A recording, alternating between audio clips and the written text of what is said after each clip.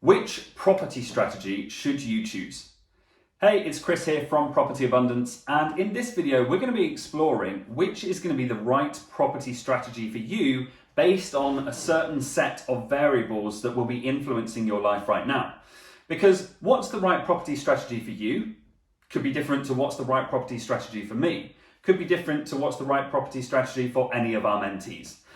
Now, this is part of the value of mentorship, is it helps you get very clear on exactly what you should be doing right now based on your set of variables. But in this video, I'm hoping to unpack that a bit for you and give you some insight based on where you're at right now with the variables, which is going to be the best investment method for you to take your business forwards and your investment journey forwards as well.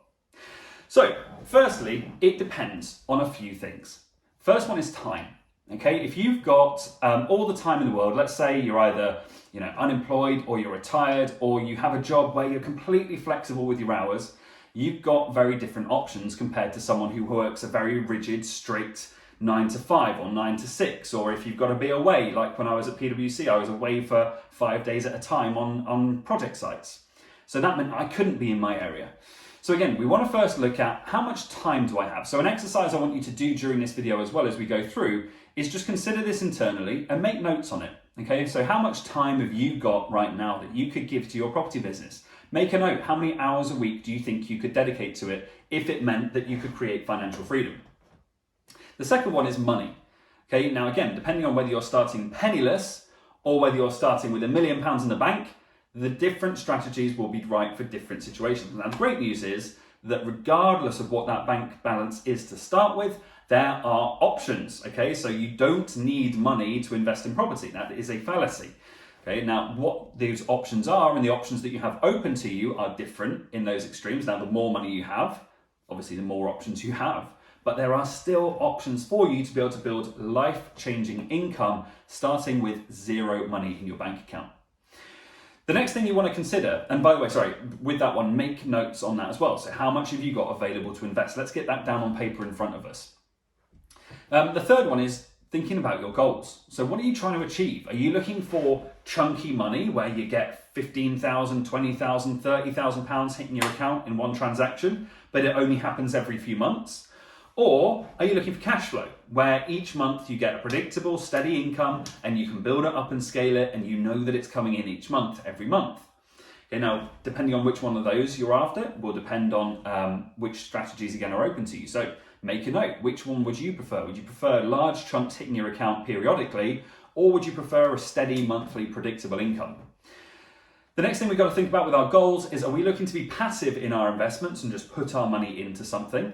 Or are we looking to build a business? Okay, because these are very different investment models. You know, if you're looking for a passive investment where you just park your money and never touch it, that means your time is then free to go and do what you want with.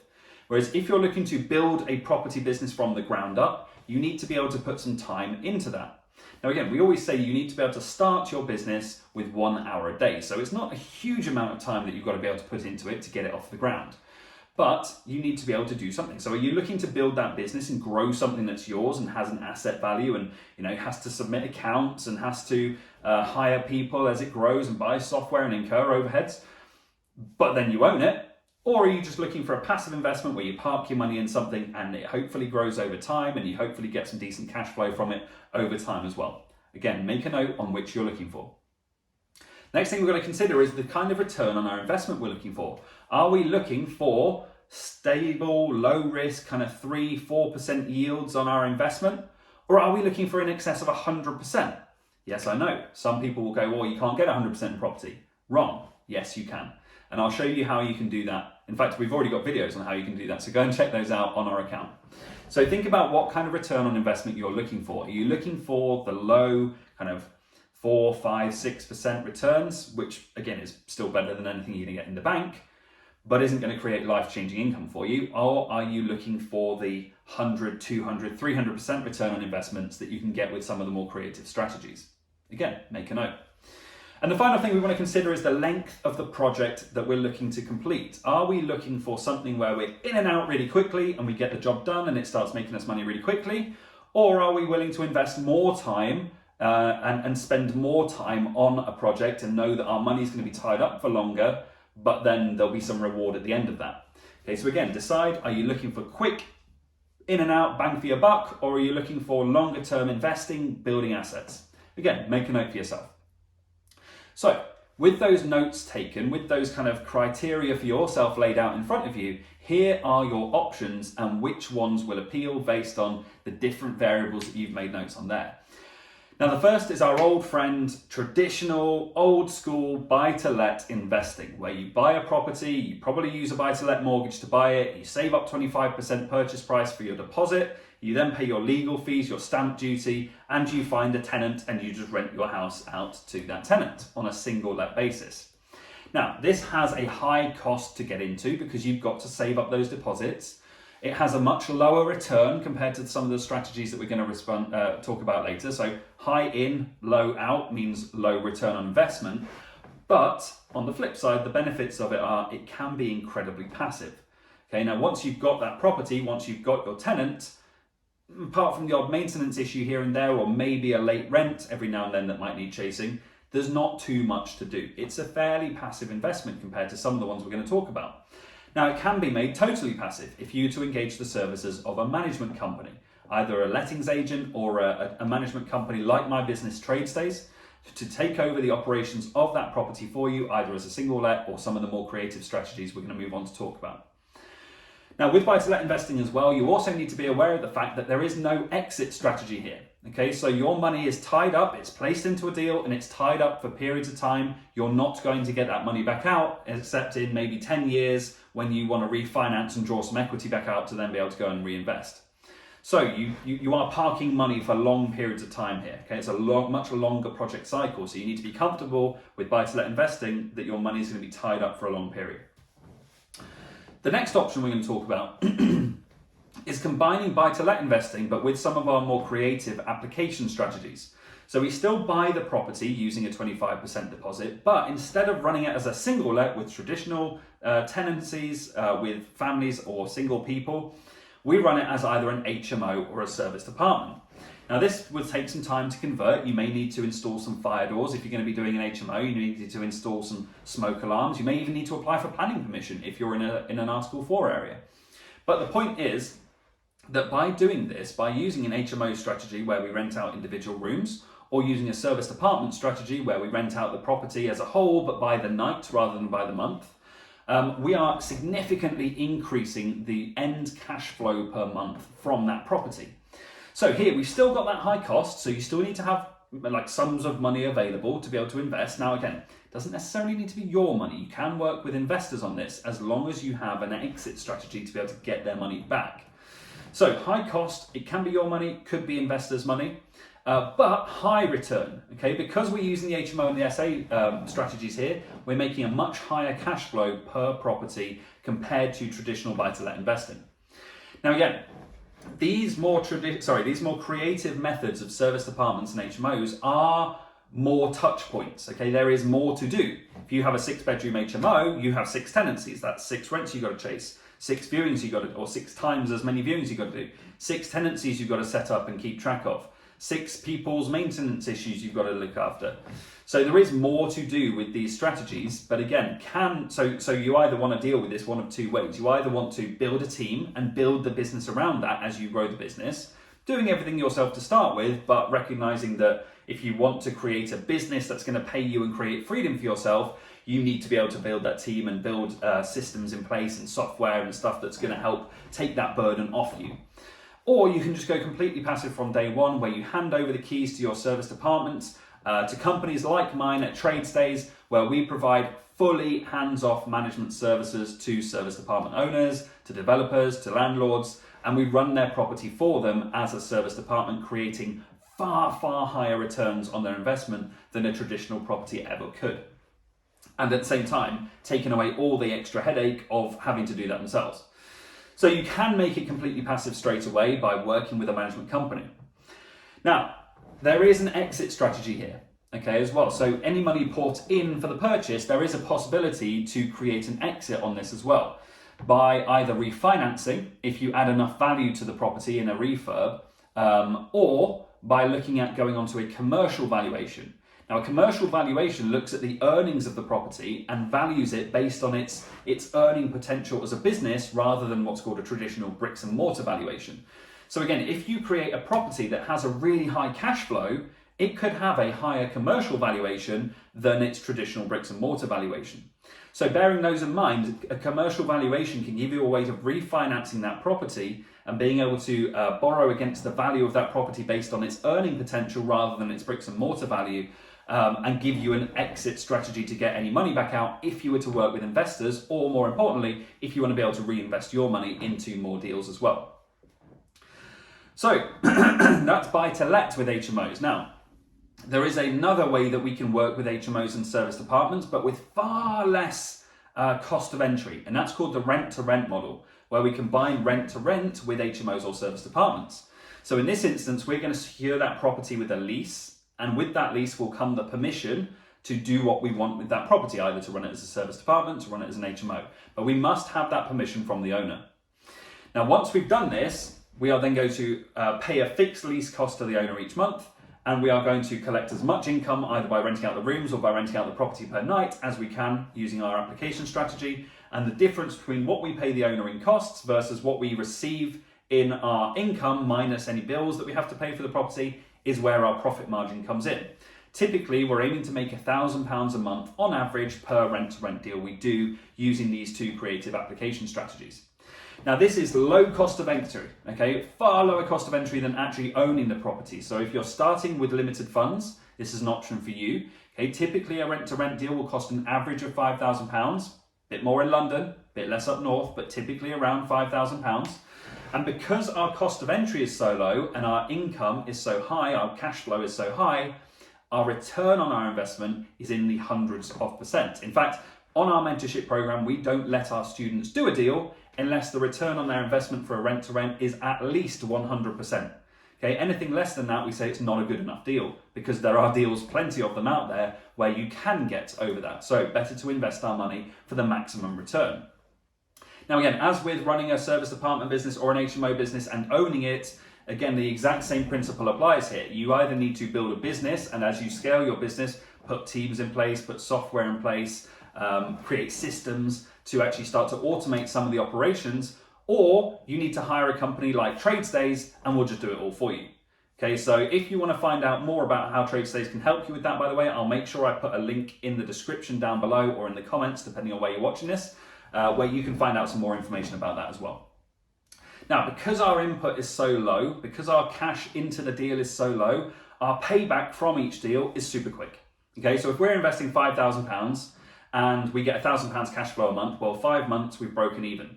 Okay, 10 months, you've doubled your money. 12 months, a year, you've hit 240% return on investment. So really quick payback cycles, but on the flip side, no ownership. Okay, because you're just leasing this property, you don't own anything, you're not going to benefit from any inflation of the asset value. So as house prices go up over time, that doesn't belong to you in the rent-to-rent scenario, whereas obviously with the buy-to-let scenario, it does. Now, the next one, and probably the most creative out of all of these, and my personal favorite, is called the buy, refurb, refinance with an end application strategy of service department or HMO. Now, again, this is high cost. We need to buy the property. Okay, we still need to acquire that property, either working with personal finance if we have it, investor finance if we don't. Again, ideally, you always want to work with investor finance. Okay, again, within TradeStays, we always work with investor finance on all of our projects. Why? It's because even if we can fund it ourselves, which a lot of the time we can, but that's not the point. As soon as we are funding our own deals, the number in our bank account determines our growth rate. Because as soon as we run out of money in the bank account to invest, our growth stops. So if you want to be able to grow, not have your bank account restrict the rate at which you can grow, or the returns on your existing investments restrict the rate at which you can grow, you need to start working with investors.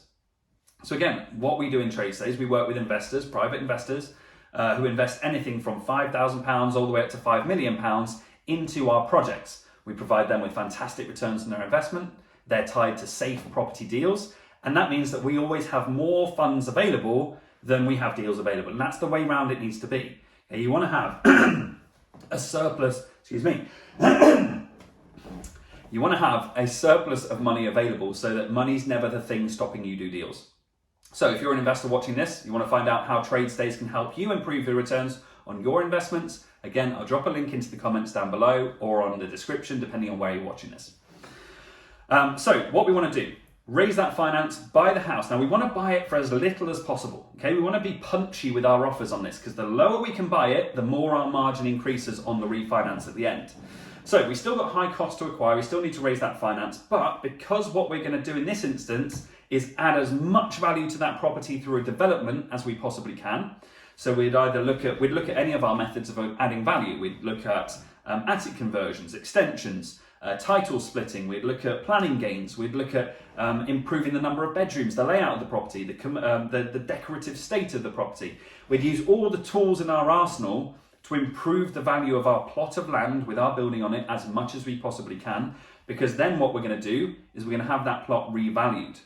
Once we get the revaluation in, we take that revaluation to a mortgage lender, and they will then lend us 75% of that new valuation. So if we've acquired for little enough, added enough value in the process, and then at the refinance we get a high enough valuation, we can withdraw all the money that we invested into that deal back out of the deal. So that means your investors can be paid off, their interest can be paid off, you can even make profit on the refinance from doing these kind of deals. Now sometimes you won't cover all your investment, and that's fine too, because it still means that if you're drawing a large chunk of your capital back out, then you are leaving yourself in a position where you still own that asset's still going to cash flow, and you're able to pay back large chunks of your investment capital. Now look, if you've worked with investors, you'll need to have a contingency in place for if they've loaned you £200,000 and you can only pay them back £180,000, you need to have a contingency for how are you going to get the remaining 20k plus their interest to them. But the great thing is that you now own a cash flowing asset. So you can just redirect all the funds or all the profits from that asset to paying back your investor. And then once they're paid back, then you make your cash flow as well. So because we're getting all of our money back out and ideally making a profit on the refinance, our returns on investment are either very high or can be even infinite. If we make a profit on the refinance, pay back all of our investor, then our investment cash left in the deal can be zero, in which case we've made an infinite return on investment. Now, we do need to build systems for this. This is not a passive investment, okay? We need to build systems, we need to build teams of contractors, of sourcers, of people to find these deals and assess them for you, and this does take more time. So this is more of an advanced strategy, or a strategy for somebody who has time on their hands or time available. And also it's a longer project cycle because quite a lot has to happen. You have to find the right property. You have to assess what you could do with it, plan what you could do with the development, actually complete the development, get any planning permission required for that, go through the development cycle, go through the revaluation cycle, and then go through the mortgage application process at the end. So the development time or the project cycle time is far, far longer than something like a rent to rent, where you're kind of in and out, money's in, money's coming out. So you need to be comfortable if you're going to do buy, refurb, refinance with a service department or an HMO application strategy. You need to be comfortable with the fact that you are going to be tying your money up for longer periods. Okay, so you need to not need that money back straight away. However, one of the best things about this is that we are also owning these assets. At the end of this, you own whatever you've created. So if you created an 8-bedroom HMO, that's yours. If you created a service department or a block of service departments, they're yours. Okay, now obviously you've got mortgage finance, so yeah, technically it's the banks. But the point is any inflation of that asset value belongs to you. Okay, so you are now benefiting from ownership of assets, you're benefiting from house price inflation, which continues to go up. Although right now, as I record this, we have just recorded a drop in house prices. But the long-term trend of UK property is only in one direction because of undersupply, land restriction, and over-demand. Okay, so it's the long-term trend is always in one way. Now look, if you want to find out how you can implement any of these strategies, if you want to find out just maybe a bit more information about which is right for you, I've set some time aside in my team's diary. We are going to be holding 30-minute consultation calls where we'll help you get clear on where you are right now, which of these variables you have in what amount. So it'd be really helpful if you made notes on that. Bring that on the call with you, because then my team can help you get clear on, well, based on the variables of time, money, goals, return on investment, length of project, etc. Based on all those variables, which is going to be the right next step for you. and we'll help you get super clear on that. Now, it's completely complimentary, there's no obligation, you don't have to buy anything from us if you don't want to. There are things available if you want to, but you don't have to buy anything. So if you want to get one of those consultation calls, click on the link down below in the description or in the comments, depending on where you're watching this. But other than that, please do me a massive favor. If you've enjoyed this video, please drop a like onto the video. It really helps the channel when you do that. So please drop a like onto it. Please drop a comment. What was your biggest takeaway from this? And also, what kind of content do you want to see from us in the future? Okay, TradeStays is a 7-figure property business. We are going for 8 figures. That is now our target. So we have a lot of experience in the property industry across multiple different avenues. So what do you want to learn from my business to help your business as well? Let me know in the comments, and please make sure you subscribe to the channel to help us get more content out to you and so you stay up to date with the latest content that we release as well. Other than that, guys, I hope you found this super useful. If you have, please drop that like, and I'll see you on the next video. Take care. Bye-bye.